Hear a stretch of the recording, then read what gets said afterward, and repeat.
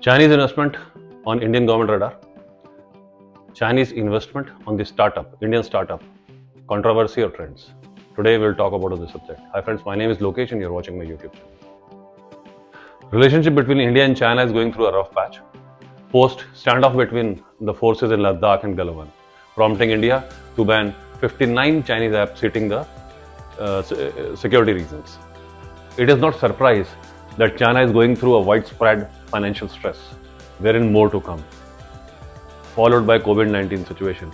The Chinese, many states are still under lockdown. The China is going through a rough patch of being heavy loss in the production. Their real estate business is going in the verge of collapse. Their estimated GDP, which was 10%, but ending Q2 this financial year, they have reported 0.4%. Regardless all, Chinese companies are continuously making profit from their manufacturing plant in India. Besides this, China is our biggest trade partner.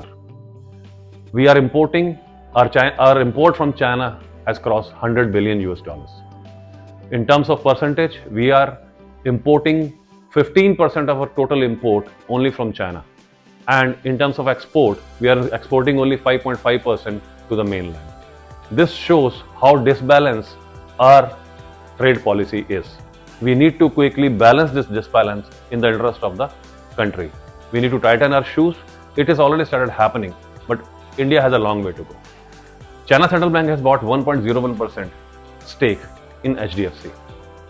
According to the report disclosed by the shareholders in the year 2020, Bank of China held 1.75 crore of share of India's biggest housing mortgage lender. It is not known whether the Bank of China has bought all the shares. The shareholder company need to disclose the shareholding changes to the exchange only once if the investor stake goes beyond 1%.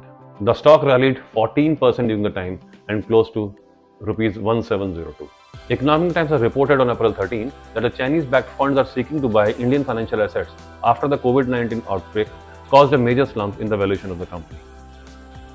In November 2018, the ICBC, the Indian unit of ICBC, has plotted fund of 200 million US dollar for investing in the Indian small, medium and large enterprises and venture.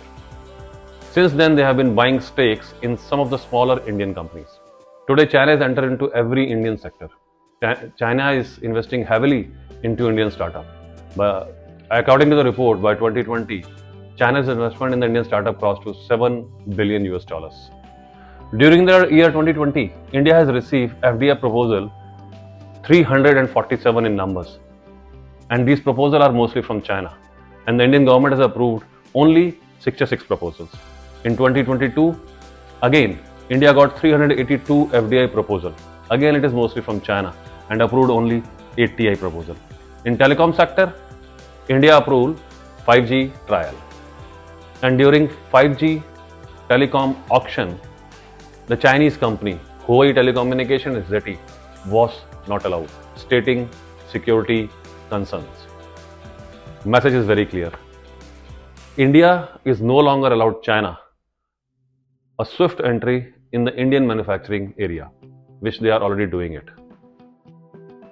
So if you look at the foreign investment trend in India over the 2 decades, country has received a cumulative US dollar 456.9 billion in FDI.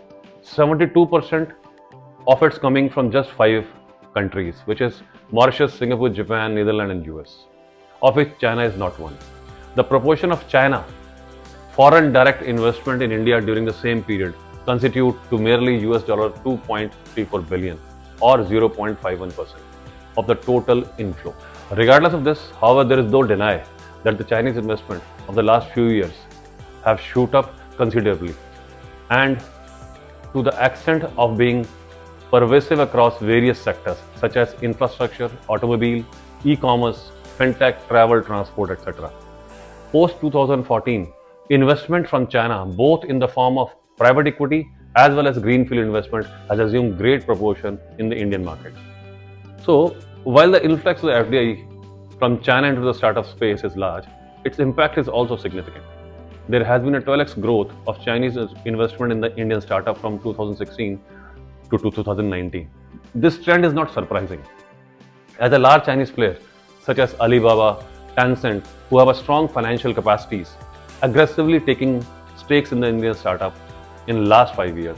And many of the firms, their stakes are more than 1 billion USD threshold to become the unicorn. A report titled Chinese Investment in India by the Gateway House estimated that the total value of Chinese investment in Indian startup between 2015 to 2020 is approximately $4 billion. In fact, as of March 2020, 18 out of 30 Indian unicorns are heavily backed up by the Chinese investment. So why China is investing in Indian startups? There are three reasons. First, China market is volatile nowadays. Competition is very high and there is a saturation in China domestic market, where India is now become one of the emerging market in the world with untapped potential. In fact, the modalities of the Indian markets are extremely similar to that of Chinese market, which has led the investor to believe that there is ample scope to succeed in the former if the scale of economics are hammered or harnessed properly. Secondly, Indian market is suffering lack of capital, due to which FDI or an alternate investor is a source which is openly accepted or welcomed by the startups in the ecosystem. Third, the talent pool of Indian Engineering Institute and the specialized skill of the Indian young demographic. There is an immense amount of potential in terms of the creativity and the ideas that are offered by the technology provinces that make it easier for the Chinese investor to gamble on the mid-low companies and convert them into high-stake cash cows. And finally, these investments in India give China a competitive edge against the US. Now, considering the fact, in April 2020, Indian government banned FDI under automatic route from the countries sharing borders. So mainly it is to counter China investment in India. Indian government have given the mandate that all FDI are coming from those companies sharing border need to take prior approval from the Indian government, which is Foreign Exchange Management, FEM. The mandate was put in place to stop Chinese for holding control on the Indian companies. Now, why FDI route to go through FEM approval? It is basically stop China to heavily invest in India startups. Secondly, People Bank of China raising its stake in India's largest mortgage lender, Housing Development Financial Bank Corporation, which is SDFC. So from 0.8% to 1.01% in 2020 through open market purchase. So this is actual concern by the Indian government.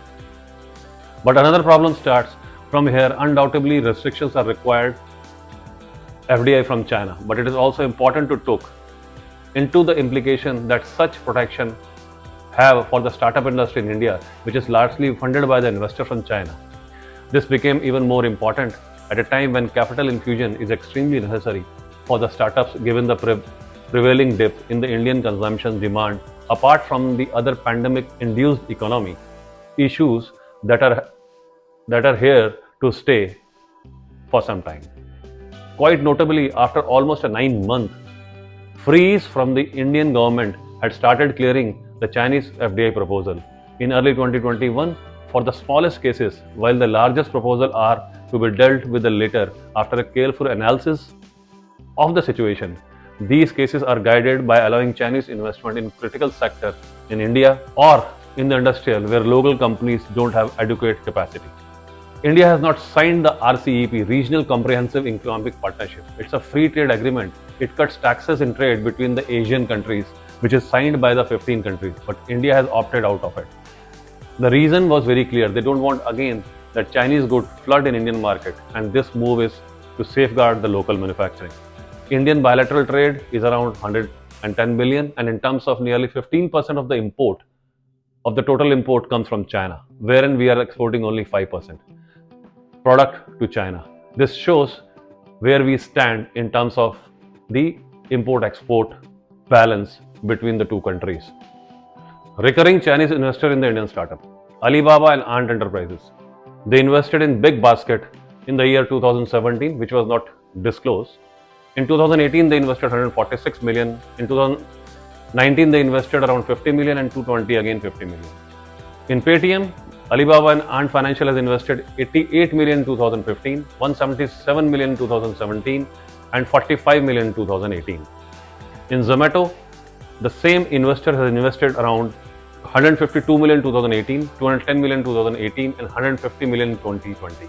The other Chinese investor company, Anisant has invested in Byju's 40 million in 2017, and 2019 it is undisclosed. In Hike, Anisant has invested around 175 million in 2016. And Swiggy, Anisant invested twice in 2018 and 2020. The investment was undisclosed because still they have not reached 1% of the stake in the company. Dream 11, they have invested 100 million in 2019. Flipkart, they have invested undisclosed in 2019. Ola, they have invested around 4 million in 2017. Policy Bazaar, they have invested 150 million in 2019. And Udaan, they have invested around 150 million in 2019. This is about Chinese investment in the Indian startup. Another Chinese investor, which is a Hill House Capital Group, has invested in Indian startup. They have invested in Udaan, which was undisclosed in 2019. Swiggy, they have invested undisclosed in 2018. And again, Swiggy, they have invested around 12 million in 2020.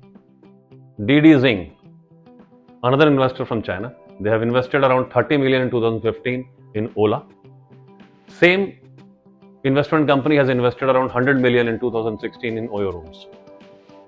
Now Shunwell has invested undisclosed in 2019 in the Indian startup Zomato. Poison has invested in the Indian startup Delivery, 13 million in 2017, and 2019 was not disclosed, undisclosed. China Arisen Economic Corporation Fund has invested in Ola in 2018, 50.2 million. They have invested in 2015 also, but the investment was undisclosed. China Lodging Group, they have invested in startup of India. One is Ola. In 2015, they have invested, but it was undisclosed investment.